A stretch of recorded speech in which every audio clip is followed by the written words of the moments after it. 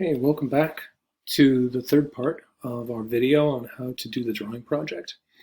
We have created symbols and nested those symbols so that we have a cartoon character ready to go. And now I'm going to build a scene for this cartoon character. And let me zoom out just a touch. I'm going to build a scene for this cartoon character and then nest it all together. All right, so I'm going to shrink the size of my character a little bit because he's way too big. That's the nice thing about using Adobe Animate is that it's vector based, so zooming in, shrinking things, making things large has no impact on the quality of the graphic. All right, so I'm going to put him off to the side because essentially what's going to happen is I'm going to make my character walk like this onto the stage and then walk off at the stage. All right. So from a scenery, because my character is going to be moving from stage right to left, the scenery needs to go in the opposite direction, okay? Because remember, think of the stage as your camera, and the camera can't move. So like a theatrical performance, the scenery needs to move. All right, so I'm just going to create a very, very simple scene for this character. I'd like yours to be maybe a little bit more detailed and probably appropriate to the character. So if you were going to make a cowboy, for instance, you might want to create a desert scene for your character to go in. All right, so I'm going to create 3 layers of ground so that I can move them at different speeds and create a parallax effect. Okay, we'll talk about that when we actually animate this project later. All right, so first I'm going to create a foreground. So maybe I'll get like maybe a sandy color, okay, and draw the ground that our character is going to walk on. Notice that I'm making it a nice long piece of ground, okay. You can see, because what's going to happen is this piece of ground is going to be animated moving from left to right.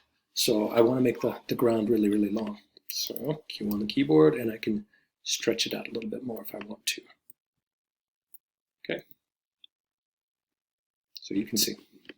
All right, now if I'm going to animate this thing, it's going to be moving from left to right. But right now it has no texture or any kind of signs that it would be moving. So I might, for example, just get the brush tool, shrink it down a little bit, and maybe put sprigs of grass, right? So that we can see the ground moving. So all I'm doing is I'm using the same color fill and painting so that when I select this thing and turn it into a symbol, it will also automatically include the grass. All right. Almost there. I'm just adding a few pieces, right? V on the keyboard for my selection tool, select it, and you'll notice that it's also selected all the grass. F8, turn it into a symbol.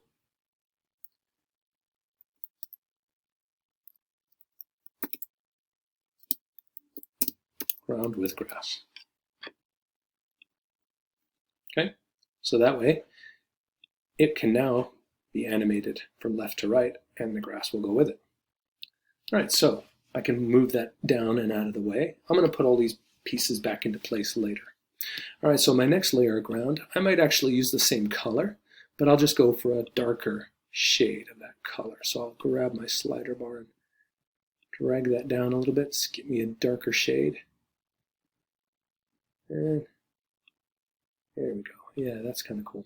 All right, click OK. All right, and this ground is going to be further away from the camera. So it will also move, but it's going to move at a slightly different speed. Okay? It's going to move slower, so it doesn't need to be as long as this piece. So I'm going to Alt drag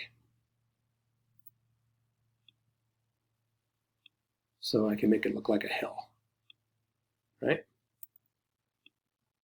There you go. Select that, F8, Darn, I did iTunes again. Sorry, everybody.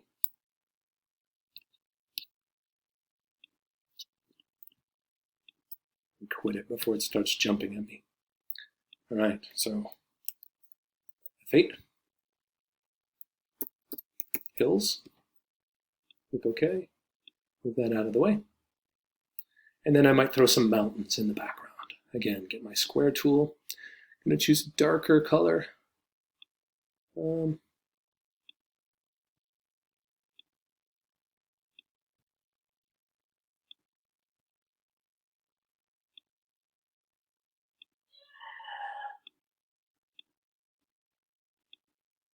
Purple mountains, of course.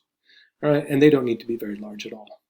This one doesn't need to be very big. It's a little hard to see on my screen. Maybe I'll pick a lighter color. Let's just go full on purple. Okay, here we go. All right, and that doesn't need to be hardly at all because your mountains are hardly going to move.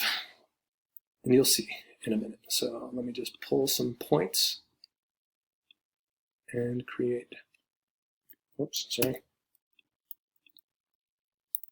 And create some mountain pieces. Whoops.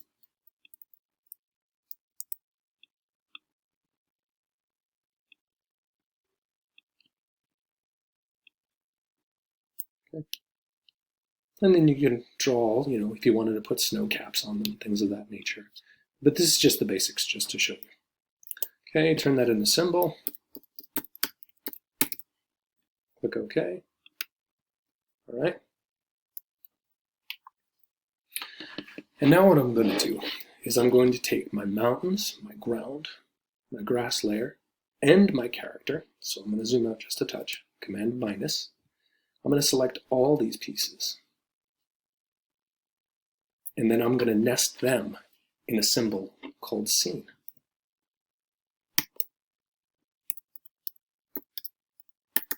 Scene 001.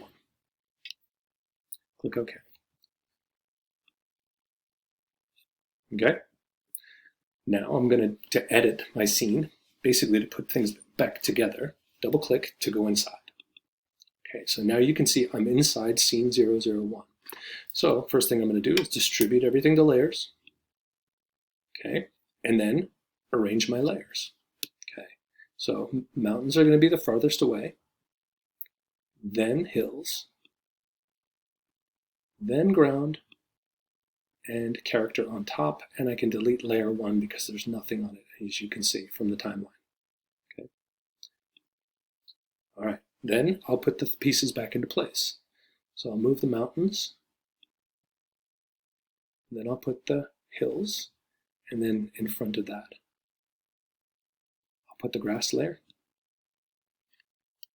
and I might move them all up just a tiny bit. There we go, that's better. And then put my character in place. Okay. And then I can step outside of the scene and it's ready to start animating. Okay.